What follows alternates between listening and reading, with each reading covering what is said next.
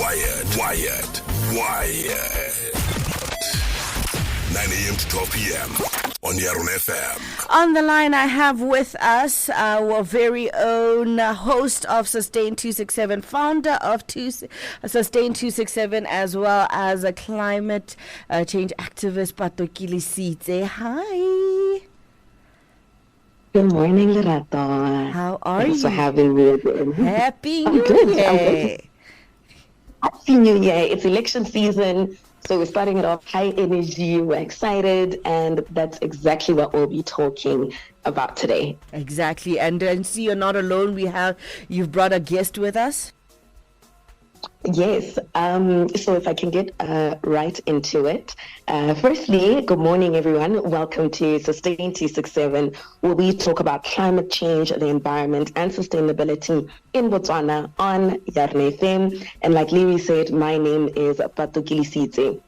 In light of this being election year in Botswana, today we're talking how voting is climate action. So why it's important to register to vote. As some of you may know, the general voter registration is currently open. It was open from the 5th of January, and it will be open until the 3rd of February.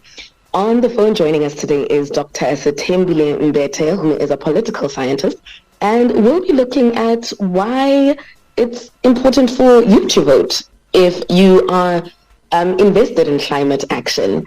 Dr. Sithembile, good morning. Good morning, and hi to all the listeners. Thank you so much for having me. Thank you for agreeing to join us. So getting right into it, it's election season. Why is it important for young people who are interested in climate action to register to vote? Before we even get to why it's important for them to vote. Well, registering to vote is almost like getting a driver's license, right? It's getting it's giving yourself the ability to participate in the election at the time and so registration is this critical part of the participation process, because it's how you give yourself the option to be able to vote in the election and to be able to make the decision, whoever you decide to vote for eventually. And I think that that's something that a lot of young people don't realize, is that you don't need to know who you want to vote for before you go to register. You can make those decisions later on, but you need to give yourself the option to be able to participate in the election and to be able to vote. And so registering is really critical in that way. And registration is an important process for election management bodies, so the IEC of Botswana, to be able to know who the voters are in the country and where they live, and to be able to manage the elections effectively. So it's not just an additional administrative step that gets given to a population. It is an important step, and it's most critically, it's how you then give yourself the option to be able to elect people that are going to make the kind of climate policy, the kinds of decisions that are going to be lead to a sustainable future for young people going forward. Okay, thanks for that, Dr. C. You touched on it a little bit, but I would want to know, a lot of people who listen to the show, who listen to Sustain 267, are interested in climate action, in addressing climate action. Sometimes not so much the politics, because the elections as young people, sometimes it feels a bit overwhelming. But if for nothing else, if your priority is, I want us to address climate change, how would voting then feed into that? Well, voting would feed into it in three ways. The first one is that we know that countries' climate policies, their national action plans around implementing all sorts of global agreements on climate change, those policies are made by politicians. They're made by elected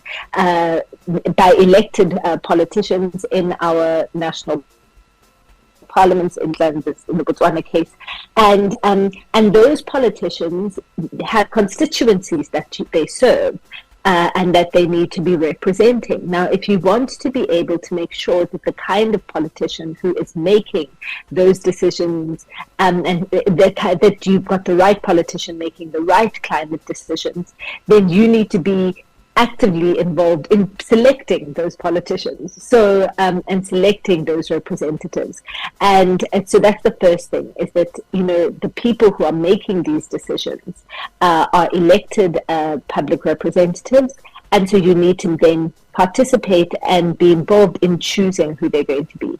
The second thing, and second reason why it's important, is because we've seen in global climate negotiations how much the West is, and Western politicians come and they say, well, they are acting on behalf of their voters, and they need to protect the interests of their voters. And we have seen very little of the same kind of rhetoric being used for African states in particular.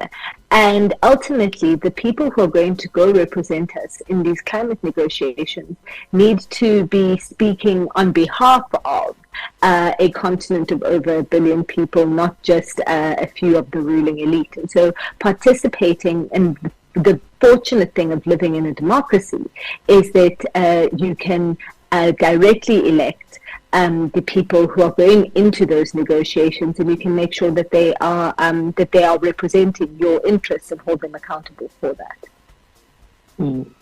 Nice. Thank you. I think that sums it up really well, especially we have the power to influence what becomes a priority, not only in the country, but also at a global level. And who speaks for us? Because sometimes something is said and someone's like, you're speaking for you, and then you are shocked as they are saying the words that apparently represent you. And then the last one that I wanted to look at is Yarona FM. A lot of the listeners are young people going into the election last year or over the past couple of years. One of the things the word that has been used a lot is polycrisis. We are in a polycrisis. There's unemployment, there's climate crisis, there's food insecurity, there's all of these things. So when we then bring it down to young people, how will they be uniquely impacted by elections in a way that makes it vital for them as this demographic to register to vote between the 5th of January and the 3rd of February 2024? Well, I think that the important thing to remember is that politicians act on the interests of their constituencies. And how do they define their constituencies? They define them often as the people who elected them into power. And so if you're not one of the people who is registered and who can make a material impact on the future prospects or career of a politician, then there's very little incentive for them to be interested in you. So one of the things around registering to vote is that it shapes the priorities of our political leaders. So if there aren't enough young people who are registered to vote, then the interests of young people aren't going to be first and foremost in the minds of the politicians, because they've got no incentive to really care.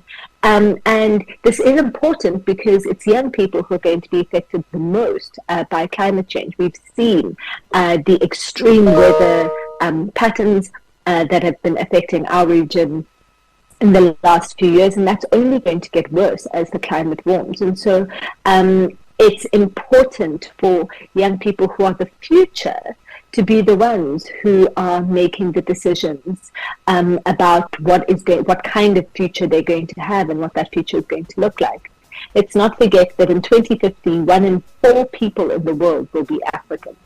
And so African youth have a really important role in informing and shaping what that future is going to look like. And the first step of being able to do that is to register to vote, and then to go out and vote and select the people that you trust to be able to make decisions that are good, not just for the present, but also for the future. Dr. C, thank you so much for putting it that way. I think the sentence that really resonated with me was your vote, politicians serve the constituency, and their constituency are the people who voted for them. So for you to, the blunt way would be, for you to matter to politicians, you have to vote. Any last words before we call it a day? My last words is that, I know that our democratic systems are unsatisfactory a lot of the time, and they're confusing and they're difficult to understand. But democracy is a participation sport. You need to get onto the field, you need to get onto the court and be involved for it to mean anything. And so, we have the power as young people to take over these systems, and let's use our power. There are more young people than there are old people, by far, in our countries. And so let's use that power of numbers to make the system work for us. Thank you so much, Dr. Sithembile Mbete, political scientist. And with that, we wrap up today's episode, where we were talking about, in the election year, using your vote or voting as as a climate action, and using that to influence how Botswana, our country that we love, addresses the climate crisis. If you'd like to know information on voter registration, please check out the IEC Botswana page on Facebook. It's very active, up to date. It'll help you know where your polling stations are, what you need for you to register, and the like. You don't need to know which party you're going to vote for. And the last words, if you take nothing else away from this conversation, is your vote is your power, and how you make yourself a priority to politicians in our country by using that vote, by voting for what you'd like to see. Thank you so much for listening today. To hear more conversations on climate change, the environment, and sustainability, search for the Sustain 267 podcast on your preferred platform. I am the host of Sustain 267 feature, Patuklisite. Our guest today was Dr. Sithembile Mbete. Let's connect on Facebook, Instagram, and Twitter on our handle at Sustain 267. And please encourage our call to action today. Please register to vote. Please get your friends to vote. Please get your neighbors to vote. Everybody, let's vote. Let's make this a year of climate action in Botswana. Take care. Hi, Lerato.